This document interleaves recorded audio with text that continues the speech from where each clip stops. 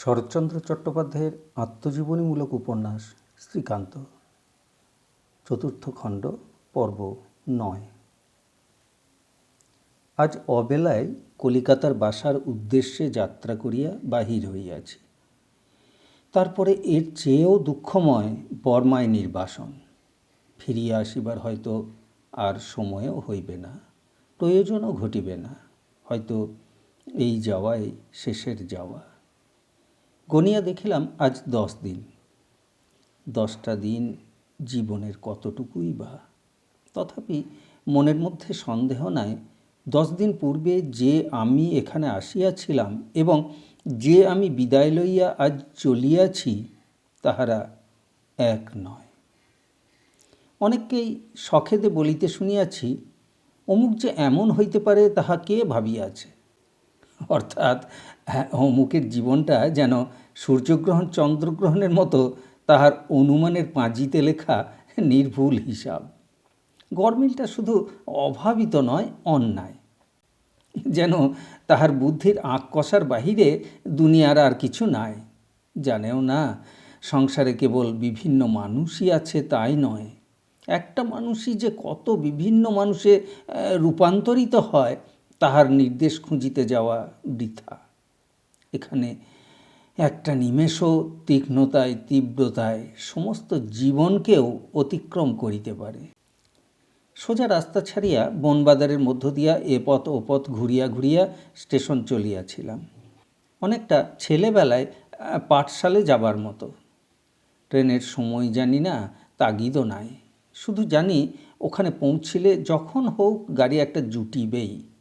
চলিতে চলিতে হঠাৎ একসময় মনে হইল সব পথগুলাই যেন চেনা, যেন কতদিন এ পথে কতবার আনাগোনা করিয়াছি। শুধু আগে ছিল সেগুলা বড়, এখন কি করিয়া যেন সংকীর্ণ এবং ছোট্ট হইয়া গেছে। কিন্তু ওই না খাঁয়েদের গলাইদরের বাগান, তাই তো বটে। এ আমাদেরই গ্রামের দক্ষিণ পাড়ার শেষ প্রান্ত দিয়া চলিয়াছি। কে নাকি কবে শুলের ব্যথায় ওই তেঁতুল গাছের উপরের ডালে গলায় দড়ি দিয়া আত্মহত্যা করিয়াছিল কিনা জানি না, কিন্তু প্রায় সকল গ্রামের মতো এখানেও একটা জনশ্রুতি আছে। গাছটা পথের ধারে, ছেলেবেলায় চোখে পড়িলে গায়ে কাঁটা দিয়া উঠিত এবং চোখ বুজিয়া সবাই এক দৌড়ে স্থানটা পার হইয়া যাইতাম। গাছটা তেমনিই আছে। তখন মনে হইতো ওই অপরাধী গাছটার গুঁড়িটা যেন পাহাড়ের মতো মাথা গিয়া ঠেকিয়াছে আকাশে। আজ দেখিলাম সে বেচারার গর্ব করিবার কিছু নাই। আরও 5টা তেঁতুল গাছ যেমন হয়, সেও তেমনি। জনহীন পল্লী প্রান্তে একাকী নিঃশব্দে দাঁড়াইয়া আছে। শৈশবে একদিন যাহাকে সে যথেষ্ট ভয় দেখাইয়াছে, আজ বহু বর্ষ পরে প্রথম সাক্ষাতে তাহাকেই সে যেন বন্ধুর মতো চোখ টিপিয়া একটুখানি রহস্য করিল। কি ভাই বন্ধু, কেমন আছো? ভয় করে না তো? কাছে গিয়া পরম স্নেহে একবার তাহার গায়ে হাত বুলাইয়া লইলাম। মনে মনে বলিলাম, ভালো আছি ভাই, ভয় করবে কেন? তুমি যে আমার ছেলেবেলার প্রতিবেশী, আমার আত্মীয়। সায়াহ্নের আলো নিবিয়া আসিতেছিল। বিদায় লইয়া বলিলাম, ভাগ্য ভালো যে দৈবাৎ দেখা হয়ে গেল। চললাম বন্ধু। সারি সারি অনেকগুলো বাগানের পরে একটুখানি খোলা জায়গা। অন্য মনে হয়তো এটুকু পার হইয়া আসিতাম, কিন্তু সহসা বহুদিনের বিস্তৃত প্রায় পরিচিত ভারী একটি মিষ্ট গন্ধে চমক লাগিল। এদিক ওদিক চাহিতেই চোখে পড়িয়া গেল, বাহ, এ যে আমাদের সেই যশোদা বৈষ্ণবীর আউশ ফুলের গন্ধ। ছেলেবেলায় ইহার জন্য যশোদার কত উমেদারি না করিয়াছি। এ জাতীয় গাছ এদিকে মিলে না, কি জানি সে কোথা হইতে আনিয়া তাহার আঙিনার একধারে পুঁতিয়াছিল। টেরা বেঁকা গাঁটে ভরা বুড়ো মানুষের মতো তাহার চেহারা। সেদিনের মতো আজও তাহার সেই একটিমাত্র সজীব শাখা এবং ঊর্ধ্বে গুটি কয়েক সবুজ পাতার মধ্যে তেমনি গুটি কয়েক সাদা সাদা ফুল। ইহার নিচে ছিল যশোদার স্বামীর সমাধি। বৈষ্ণব ঠাকুরকে আমরা দেখি নাই। আমাদের জন্মের পূর্বেই তিনি গোলকে রওনা হইয়াছিলেন। তাহারই ছোট্ট মনোহারী দোকানটি তখন বিধবা চালাইত। দোকান তো নয়, একটি ডালাই ভরিয়া যশোদা মালা, ঘুনসি, আরশি, চিরুনি, আলতা, তেলের মশলা, কাঁচের পুতুল, টিনের বাঁশি প্রভৃতি লইয়া দুপুরবেলায় বাড়ি বাড়ি বিক্রি করিত। আর ছিল তাহার মাছ ধরিবার সাজ সরঞ্জাম। বড় ব্যাপার নয়, 2-1 পয়সা মূল্যের ডোর কাঁটা। এই কিনিতে যখন তখন তাহাকে ঘরে গিয়া আমরা উৎপাত করিতাম। এই আউশ গাছের একটা শুকনা ডালের উপর কাদা দিয়া জায়গা করিয়া যশোদা সন্ধ্যাবেলায় প্রদীপ দিত। ফুলের জন্য আমরা উপদ্রব করিলে সে সমাধিটি দেখাইয়া বলিত, না বাবা ঠাকুর, ও আমার দেবতার ফুল, তুললে তিনি রাগ করেন। বৈষ্ণবী নয়, সে কবে মরিয়াছে জানি না, হয়তো খুব বেশি দিন নয়। চোখে পড়িল গাছের একধারে আর একটি ছোট মাটির ঢিপি, বোধহয় যশোদারই হইবে। খুব সম্ভব সুদীর্ঘ প্রতীক্ষার পরে আজ স্বামীর পাশেই সে একটু স্থান করিয়া লইয়াছে। স্তূপের খোঁড়া মাটি অধিকতর উর্বর হইয়া বিছুটি ও বন চাঁড়ালের গাছে গাছে সমাচ্ছন্ন হইয়াছে। যত্ন করিবার কেহ নাই। পথ ছাড়িয়া সেই শৈশবের পরিচিত বুড়ো গাছটির কাছে গিয়া দাঁড়াইলাম। দেখি সন্ধ্যা দেওয়া সেই দ্বীপটি আছে নিচে পড়িয়া, এবং তাহারই উপরে সেই শুকনো ডালটি আছে আজও তেমনি তেলে তেলে কালো হইয়া। যশোদার ছোট্ট ঘরটি এখনো সম্পূর্ণ ভূমিসাৎ হয় নাই।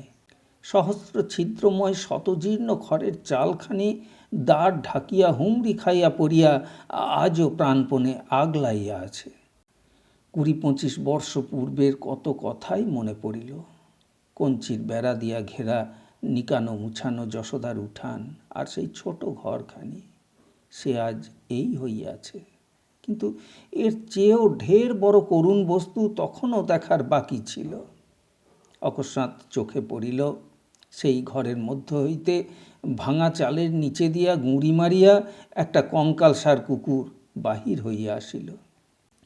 আমার পায়ের শব্দে চকিত হইয়া সে বোধ করি অনধিকার প্রবেশের প্রতিবাদ করিতে চায়, কিন্তু কণ্ঠ এত ক্ষীণ যে সে তাহার মুখেই বাঁধিয়া রহিল। বলিলাম, কিরে, কোনো অপরাধ করিনি তো? সে আমার মুখের পানে চাহিয়া কি ভাবিয়া জানি না এবার ল্যাজ নাড়িতে লাগিল। বলিলাম, আজও তুই এখানেই আছিস? প্রত্যুত্তরে সে শুধু মলিন চোখ দুটো মেলিয়া অত্যন্ত নিরুপায়ের মতো আমার মুখের পানে চাহিয়া রহিল। এ যে যশোদার কুকুর তাহাতে সন্দেহ নাই। ফুলকাটা রাঙাপাড়ের সেলাই করা বগলস এখনও তাহার গলায়। নিঃসন্তান রমণীর একান্ত স্নেহের ধন এই কুকুরটা একাকী এই পরিত্যক্ত কুটিরের মধ্যে কি খাইয়া যে আজও বাঁচিয়া আছে ভাবিয়া পাইলাম না। পাড়ায় ঢুকিয়া কারিয়া কুড়িয়া খাওয়ার ইহার জোরও নাই, অভ্যাসও নাই। স্বজাতির সঙ্গে ভাব করিয়া লইবার শিক্ষাও এ পায় নাই। অনশনে অর্ধাসনে এইখানে পড়িয়াই এ বেচারা বোধহয় তাহারই পথ চাহিয়া আছে যে তাহাকে একদিন ভালোবাসিত। হয়তো ভাবে কোথাও না কোথাও গিয়াছে, ফিরিয়া একদিন সে আসিবেই। মনে মনে বলিলাম, এই কি এমনি? এ প্রত্যাশা নিঃশেষে মুছিয়া ফেলা সংসারে এতই কি সহজ? যাইবার পূর্বে চালের ফাঁক দিয়া ভিতরটা একবার দৃষ্টি দিয়া লইলাম। অন্ধকারে কিছুই দেখা গেল না, শুধু চোখে পড়িল দেয়ালে সাঁটা পটগুলি। রাজারানী হইতে আরম্ভ করিয়া নানা জাতীয় দেবদেবতার প্রতিমূর্তি নূতন কাপড়ের গাঁট হইতে সংগ্রহ করিয়া যশোদা ছবির শখ মিটাইত। মনে পড়িল ছেলেবেলায় মুগ্ধ চক্ষে এগুলি বহুবার দেখিয়াছি।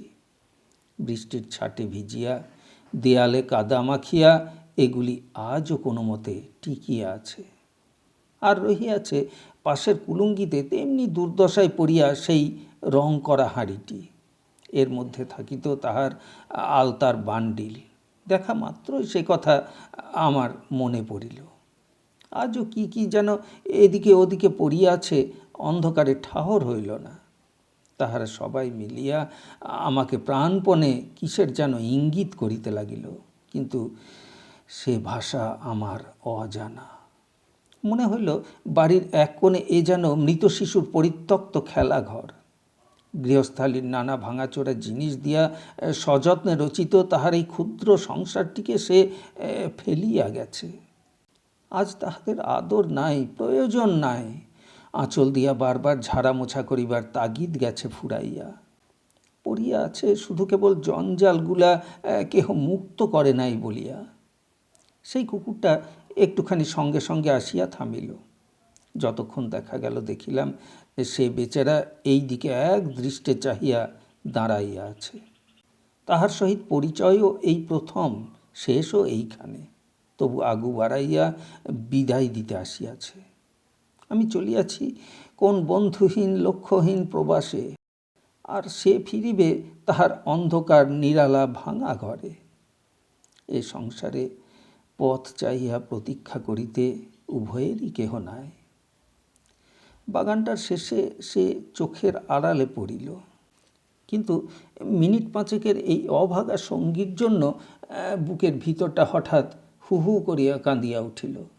চোখের জল আর সামলাইতে পারি না, এমনি দশা।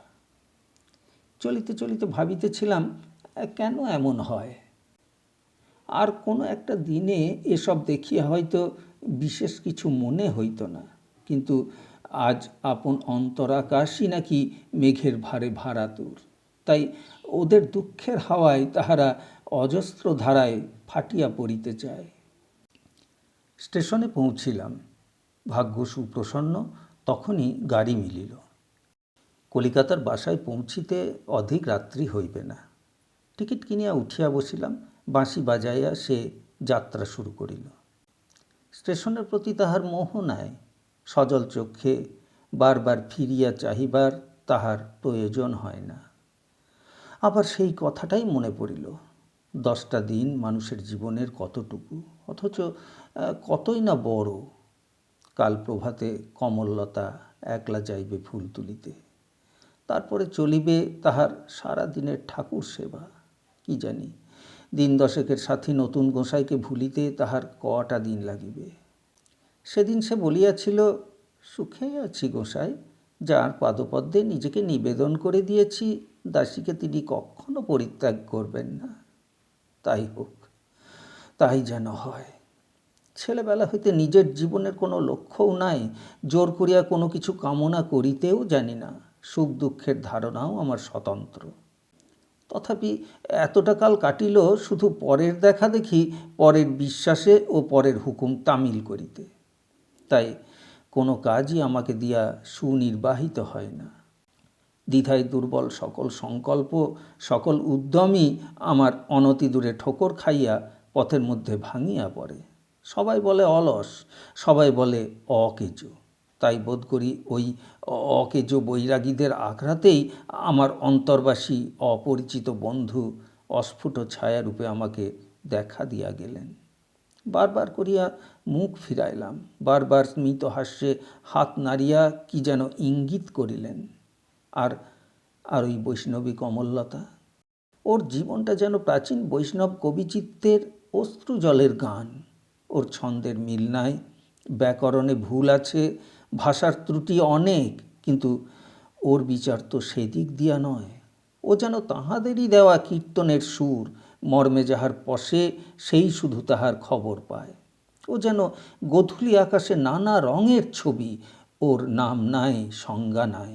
কলাশাস্ত্রের সূত্র মিলাইয়া ওর পরিচয় দিতে যাওয়া বিড়ম্বনা।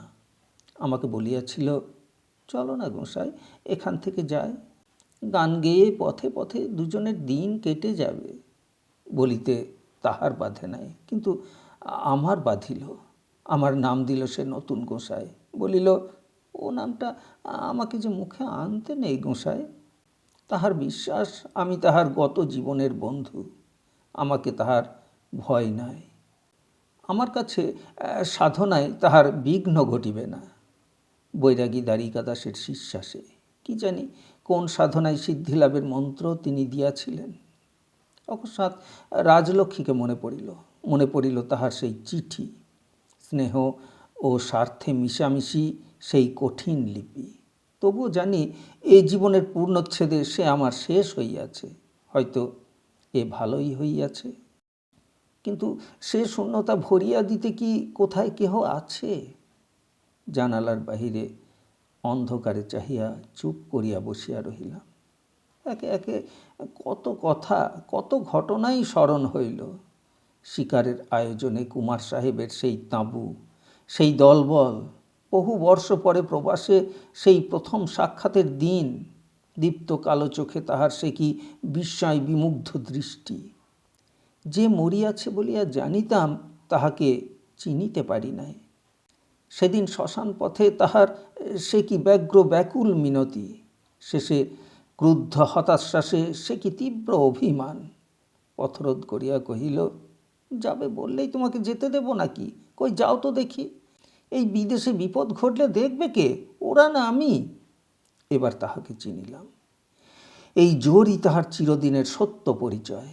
জীবনে এ আর তাহার ঘুচিল না। এ হইতে কখনো কেহ তাহার কাছে অব্যাহতি পাইল না। আড়াই পথের প্রান্তে মরিতে বসিয়াছিলাম। ঘুম ভাঙিয়া চোখ মেলিয়া দেখিলাম শিয়রে বসিয়া সে। তখন সকল চিন্তা সঁপিয়া দিয়া চোখ বুজিয়া শুইলাম। সে ভার তাহার, আমার নয়। দেশের বাড়িতে আসিয়া জ্বরে পড়িলাম। এখানে সে আসিতে পারে না, এখানে সে মৃত, এর বাড়া লজ্জা তাহার নাই। তথাপি যাহাকে কাছে পাইলাম সে ওই রাজলক্ষ্মী। চিঠিতে লিখিয়াছে, তখন তোমাকে দেখিবে কে? পুটু আর আমি ফিরিব শুধু চাকরের মুখে খবর লইয়া, তারপরেও বাঁচিতে বলো নাকি? এ প্রশ্নের জবাব দিই নাই। জানি না বলিয়া নয়, সাহস হয় নাই। মনে মনে বলিলাম, শুধু কি রূপে, সংযমে, শাসনে, সুকঠোর আত্মনিয়ন্ত্রণে এই প্রখর বুদ্ধিশালিনীর কাছে ওই স্নিগ্ধ সুকোমল আশ্রমবাসিনী কমললতা কতটুকু? কিন্তু ওই এতটুকুর মধ্যেই এবার যেন আপন স্বভাবের প্রতিচ্ছবি দেখিয়াছি। মনে হইয়াছে ওর কাছে আছে আমার মুক্তি, আছে মর্যাদা, আছে আমার নিঃশ্বাস ফেলিবার অবকাশ। ও কখনো আমার সকল চিন্তা, সকল ভালো মন্দ আপন হাতে লইয়া রাজলক্ষ্মীর মতো আমাকে আচ্ছন্ন করিয়া ফেলিবে না। ভাবিতেছিলাম, কি করিব বিদেশে গিয়া, কি হইবে আমার চাকরিতে? নূতন তো নয়, সেদিনই বাকে এমন পাইয়াছিলাম যাহাকে ফিরিয়া পাইতে আজ লোভ করিতে হইবে। কেবল কমললতাই তো বলে নাই, দ্বারিকা গোসাইও একান্ত সমাদরে আহ্বান করিয়াছিল আশ্রমে থাকিতে। সে কি সমস্তই বঞ্চনা? মানুষকে ঠকানো ছাড়া কি এ আমন্ত্রণে কোনো সত্যই নাই? এতকাল জীবনটা কাটিল যেভাবে, এই কি ইহার শেষ কথা? কিছুই জানিতে বাকি নাই, সব জানাই কি আমার সমাপ্ত হইয়াছে? চিরদিন ইহাকে শুধু অশ্রদ্ধা ও উপেক্ষাই করিয়াছি, বলিয়াছি সব ভুয়া, সব ভুল, কিন্তু কেবলমাত্র অবিশ্বাস ও উপহাসকেই মূলধন করিয়া সংসারে বৃহৎ বস্তু কে কবে লাভ করিয়াছে। গাড়ি আসিয়া হাওড়া স্টেশনে থামিল। স্থির করিলাম রাত্রিটা বাসায় থাকিয়া জিনিসপত্র যা কিছু আছে, দেনা পাওনা যা কিছু বাকি, সমস্ত চুকাইয়া দিয়া কালই আবার আশ্রমে ফিরিয়া যাইব। রহিল আমার চাকরি, রহিল আমার বর্মা যাওয়া। বাসায় পৌঁছিলাম রাত্রি তখন 10টা। আহারের প্রয়োজন ছিল, কিন্তু উপায় ছিল না। হাত মুখ ধুইয়া কাপড় ছাড়িয়া বিছানাটা ঝাড়িয়া লইতেছিলাম, পিছনে সুপরিচিত কণ্ঠের ডাক আসিল, বাবু এলেন? সবিস্ময়ে ফিরিয়া চাহিলাম। রতন, কখন এলি রে? এসেছে সন্ধ্যাবেলায়, বারান্দায় তোফা হাওয়া, আলিশিতে একটুখানি ঘুমিয়ে পড়েছিলুম। বেশ করেছিলে। খাওয়া হয়নি তো? আগে না। তবেই দেখছি মুশকিলে ফেললি রতন। রতন জিজ্ঞাসা করিল, আপনার? স্বীকার করিতে হইল, আমারও হয় নাই। রতন খুশি হইয়া কহিল, তবে তো ভালোই হয়েছে, আপনার প্রসাদ পেয়ে রাতটুকু কাটিয়ে দিতে পারবো। মনে মনে বলিলাম, বেটা নামতে বিনয়ের অবতার, কিছুতেই অপ্রতিভ হয় না। মুখে বলিলাম, এই তাহলে কাছাকাছি কোনো দোকান খুঁজে দেখ, যদি প্রসাদের জোগাড় করে আনতে পারিস। কিন্তু শুভাগমন হলো কিসের জন্য? আবার চিঠি আছে নাকি?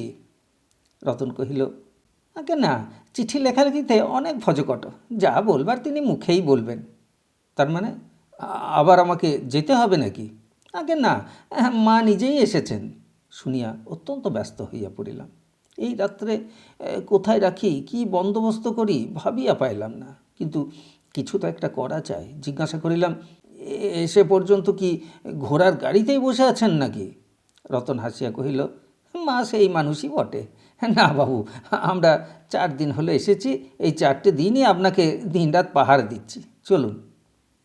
কোথায়? কত দূরে? দূরে একটু বটে, কিন্তু আমার গাড়ি ভাড়া করা আছে, কষ্ট হবে না।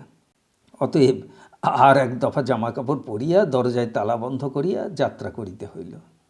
শ্যামবাজারের কোন একটা গলির মধ্যে একখানি দোতলা বাড়ি, সম্মুখে প্রাচীর ঘেরা একটুখানি ফুলের বাগান। রাজলক্ষ্মীর বুড়া দারোয়ান দ্বার খুলিয়াই আমাকে দেখিতে পাইল। তাহার আনন্দের সীমা নাই।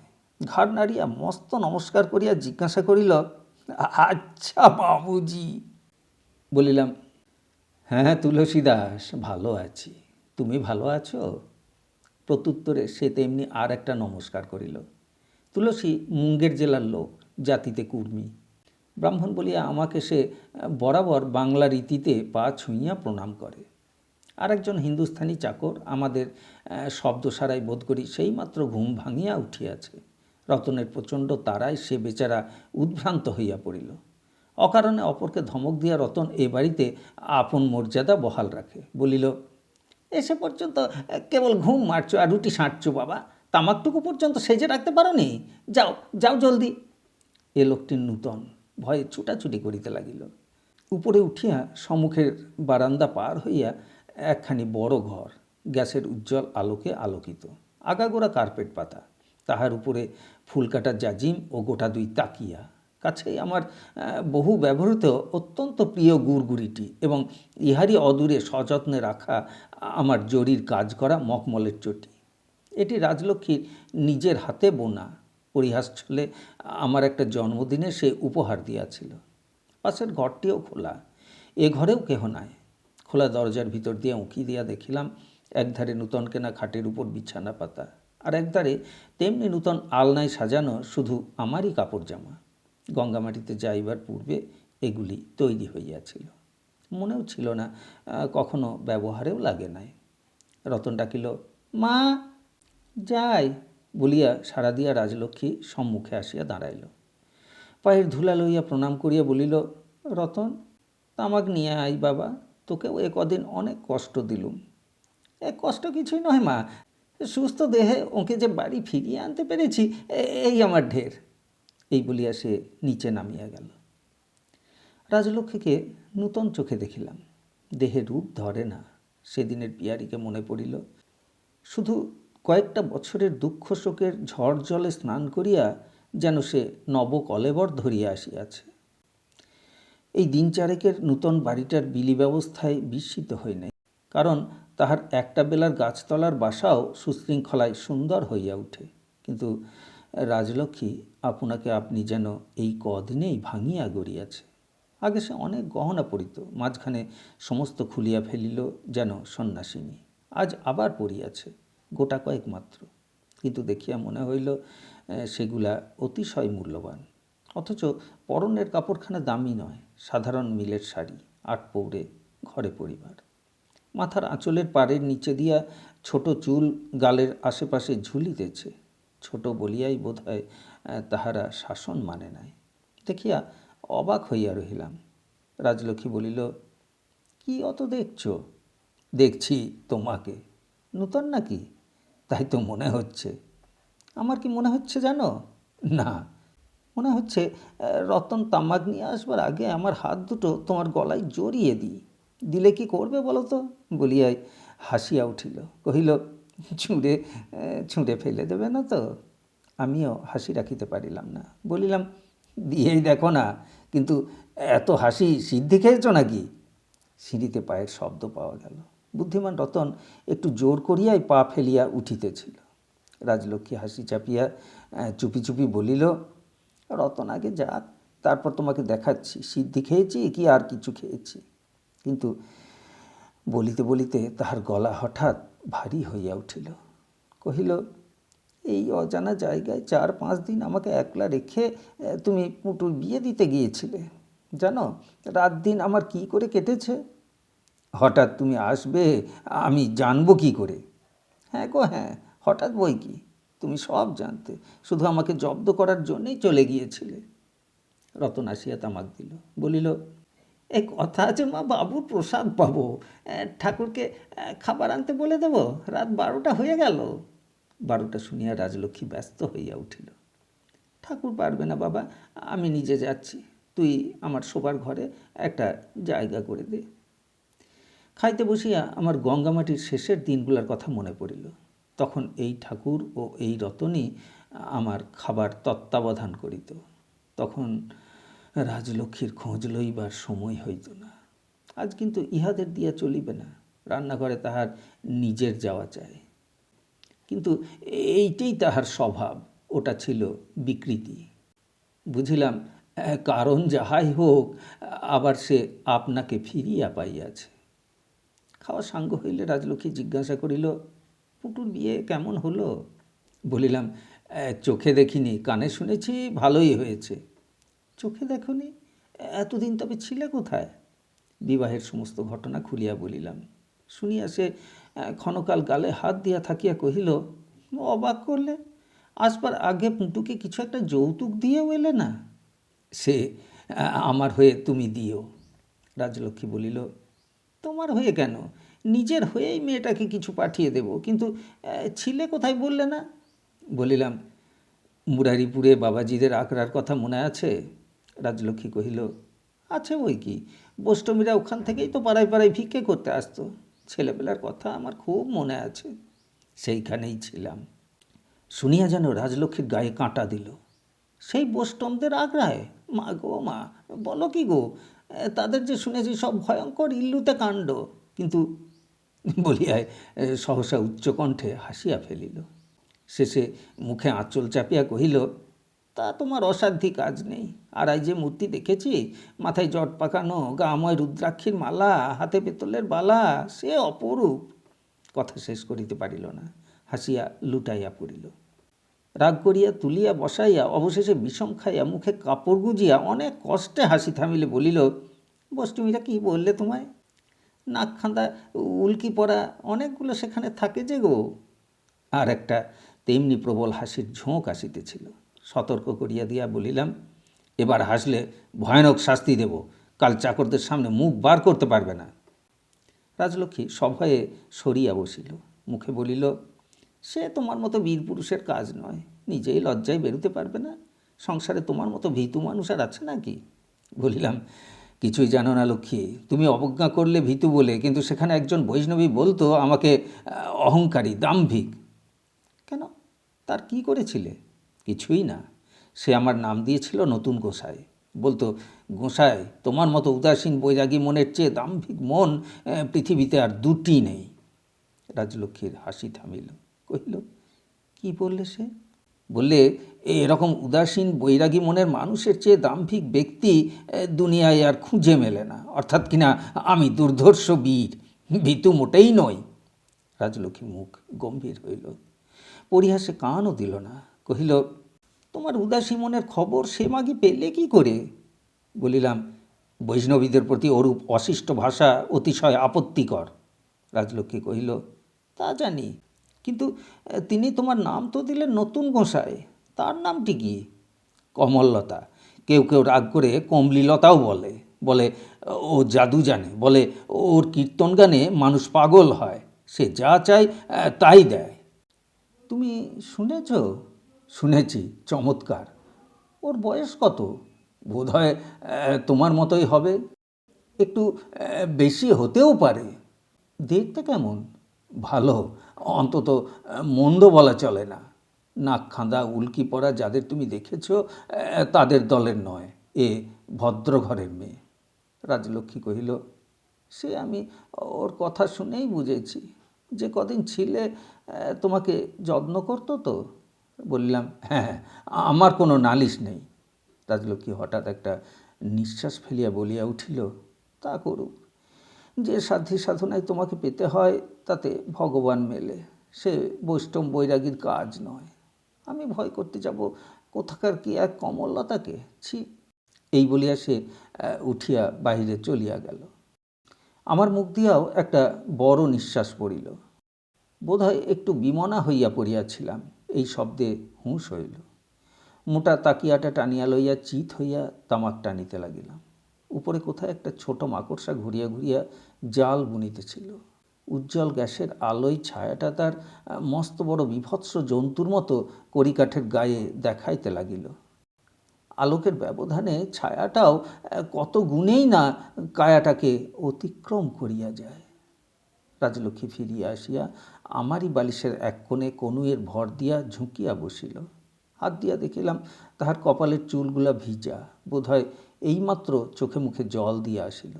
প্রশ্ন করিলাম, লক্ষ্মী, হঠাৎ এরকম কলকাতায় চলে এলে যে? রাজলক্ষ্মী বলিল, হঠাৎ মোটেই নয়। সেদিন থেকে দিন রাত 24 ঘন্টায় এমন মন কেমন করতে লাগলো যে কিছুতেই টিকতে পারলুম না। ভয় হলো বুঝিবা হার্ট ফেল করি, এ জন্মে আর চোখে দেখতে পাবো না। এই বলিয়া সে গুড়গুড়ির নলটা আমার মুখ হইতে সরাইয়া দূরে ফেলিয়া দিল। বলিল, একটু থামো, ধোঁয়ার জ্বালায় মুখ পর্যন্ত দেখতে পাইনি, এমনি অন্ধকার করে তুলেছ। গুড়গুড়ির নল গেল, পরিবর্তে তাহার হাতটা রহিল আমার মুঠোর মধ্যে। জিজ্ঞাসা করিলাম, বঙ্কু আজকাল কি বলে? রাজলক্ষ্মী একটু ম্লান হাসিয়া কহিল, বৌমারা ঘরে এলে সব ছেলেই যা বলে তাই, তার বেশি কিছু নয়।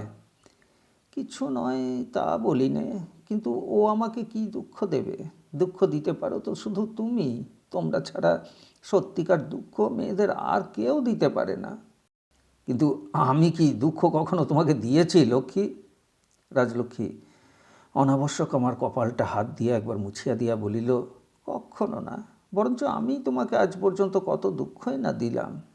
নিজের সুখের জন্য তোমাকে লোকের চোখে হেয় করলুম, খেয়ালের ওপর তোমার অসম্মান হতে দিলুম, তার শাস্তি এখন তাই দুকুল ভাসিয়ে দিয়ে চলছে, দেখতে পাচ্ছ তো? কহিলাম, না। রাজলক্ষ্মী বলিল, তাহলে মন্ত্র পড়ে কেউ দু চোখে তোমার ঠুলি পরিয়ে দিয়েছে। একটু চুপ করিয়া থাকিয়া কহিল, এত পাপ করেও সংসারে এত ভাগ্য আমার মতো কারো কখনো দেখেছ? কিন্তু আমার তাতেও আশা মিটল না। কোথা থেকে এসে জুটল ধর্মের বাতিক। আমার আমার হাতের লক্ষ্মীকে আমি পা দিয়ে ঠেলে দিলুম। গঙ্গামাটি থেকে ফিরে চলে এসেও চৈতন্য হলো না। কাশী থেকে তোমাকে অনাদরে বিদায় দিলুম। তাহার দুই চোখ জলে টলটল করিতে লাগিল। আমি হাত দিয়া মুছাইয়া দিলে বলিল, বিষের গাছ নিজের হাতে পুঁতে এইবার তাতে ফল ধরল। খেতে পারি নে, শুতে পারি নে, চোখের ঘুম গেল শুকিয়ে, এলোমেলো কত কি ভয় হয় তার মাথা মুন্ডু নেই। গুরুদেব তখনও বাড়িতে ছিলেন। তিনি কি একটা কবজ হাতে বেঁধে দিলেন, বললেন, মা, সকাল থেকে এক আসনে তোমাকে 10,000 ইষ্টনাম জপ করতে হবে। কিন্তু কিন্তু পারলুম কই? মনের মধ্যে হু হু করে, পুজোয় বসলেই দু চোখ বেয়ে জল গড়াতে থাকে। এমনি সময়ে এলো তোমার চিঠি। এতদিনে রোগ ধরা পড়ল। কে ধরলে? গুরুদেব। এবার বোধহয় আর একটা কবজ লিখে দিলেন। হ্যাঁ গো, দিলেন। বলে দিলেন সেটা তোমার গলায় বেঁধে দিতে। তাই দিও, তাতে যদি তোমার রোগ সারে। রাজলক্ষ্মী বলিল, সেই চিঠিখানা নিয়ে আমার 2 দিন কাটলো। কোথা দিয়ে যে কাটলো জানি নে। রতনকে ডেকে তার হাতে চিঠির জবাব পাঠিয়ে দিলুম। গঙ্গায় স্নান করে অন্নপূর্ণার মন্দিরে দাঁড়িয়ে বললুম, মা, চিঠিখানা সময় থাকতে যেন তাঁর হাতে পড়ে, আমাকে আত্মহত্যা করে না মরতে হয়। আমার মুখের পানে চাহিয়া বলিল, আমাকে এমন করে বেঁধেছিলে কেন বলো তো? সহসা এই জিজ্ঞাসার উত্তর দিতে পারিলাম না। তারপর বলিলাম, এ তোমাদের মেয়েদেরই সম্ভব, এ আমরা ভাবতেও পারি নে, বুঝতেও পারি নে। স্বীকার করো? করি। রাজলক্ষ্মী পুনরায় এক মুহূর্তে আমার প্রতি চাহিয়া থাকিয়া কহিল, সত্যিই বিশ্বাস করো এ আমাদেরই সম্ভব? পুরুষে সত্যিই এ পারে না? কিছুক্ষণ পর্যন্ত উভয়েই স্তব্ধ হইয়া রহিলাম। রাজলক্ষ্মী কহিল, মন্দির থেকে বেরিয়ে দেখি আমাদের পার্টনার লচমন সাও। আমাকে সে বারাণসী কাপড় বিক্রি করত। বুড়ো আমাকে বড় ভালোবাসত, আমাকে বেটি বলে ডাকত। আশ্চর্য হয়ে বললে, বেটি আপ ইহা? তার কলকাতায় দোকান ছিল, জানতুম। বললুম, সাউজি, আমি কলকাতায় যাব, আমাকে একটি বাড়ি ঠিক করে দিতে পারো? সে বললে, বাড়ি? বাঙালি পাড়ায় তার নিজেরই একখানা বাড়ি ছিল, সস্তায় কিনেছিল। বললে, যাও তো, বাড়িটা আমি সেই টাকাতেই তোমাকে দিতে পারি। সাবজি ধর্মভীরু লোক, তার উপর আমার বিশ্বাস ছিল। রাজি হয়ে তাকে বাড়িতে ডেকে এনে টাকা দিলুম। সে রসিদ লিখে দিলে। তারই লোকজন এসব জিনিসপত্র কিনে দিয়েছে। 6-7 দিন পরেই রতনদের সঙ্গে নিয়ে এখানে চলে এলুম। মনে মনে বললুম, মা অন্নপূর্ণা, দয়া তুমি আমাকে করেছো, নইলে কখনোই এ সুযোগ ঘটতো না। দেখা তাঁর আমি পাবই। এই তো দেখা পেলুম। বলিলাম, হ্যাঁ, কিন্তু আমাকে যে শীঘ্রই বর্মা যেতে হবে লক্ষ্মী। রাজলক্ষ্মী বলিল, বেশ তো, চলো না। সেখানে অভয়া আছেন, দেশময় বুদ্ধদেবের বড় বড় মন্দির আছে, এসব আমি দেখতে পাবো। কহিলাম, কিন্তু সে যে বড় নোংরা দেশ লক্ষ্মী, সূচিবায়ুগ্রস্তদের বিচার আচার থাকে না, সে দেশে তুমি যাবে কি করে? রাজলক্ষ্মী আমার কানের উপর মুখ রাখিয়া চুপি চুপি কি একটা কথা বলিল, ভালো বুঝিতে পারিলাম না। বলিলাম, আর একটু চেঁচিয়ে বলো শুনি। রাজলক্ষ্মী বলিল, না। তারপর অসারের মতো তেমনিভাবেই পড়িয়া রহিল।